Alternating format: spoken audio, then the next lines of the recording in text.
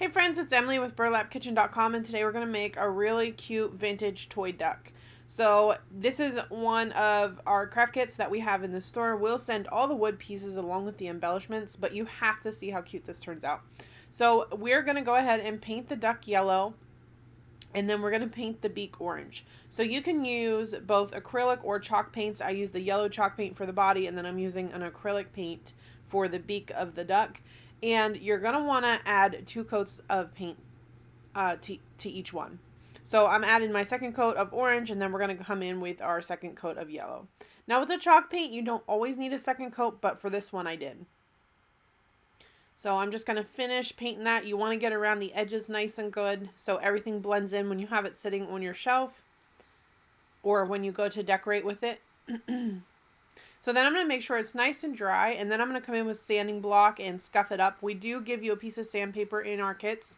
Not the yellow sanding block, but you will get the sandpaper. So after I scuff that up, then I'm going to go over everything with a coat of stain. I am using Rust-Oleum water-based stain in the color Dark Walnut. This stain is so nice because it doesn't have the harsh smell like some of the other ones. So then I'm going to stain, you're going to have 4 wheels, and we're going to stain all of those.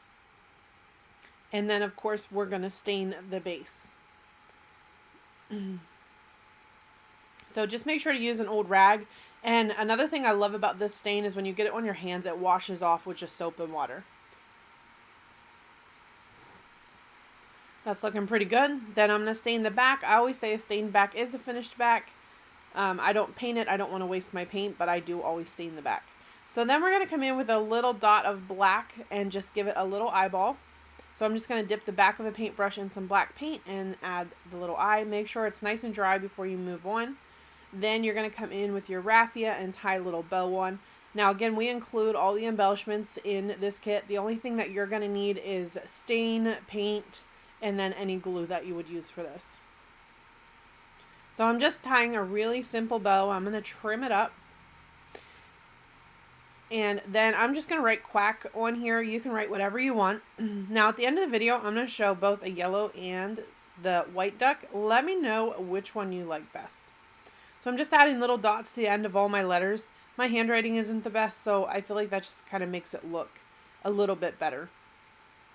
I'm just going to fit that under the bow and glue it down. And add a little bit more glue here. And then I'm going to put my little sprigs of lavender on, which are also in your kit. So now that we got that glued on, I'm going to glue a rusty bell in the center of the bow. And then we just use glue to glue these down. But you could use something a little stronger like E6000 for a stronger hold. If you wanted to, you could use finishing nails. Just be careful you don't split the wood when you go to do that. So then I'm going to glue the wheels in place.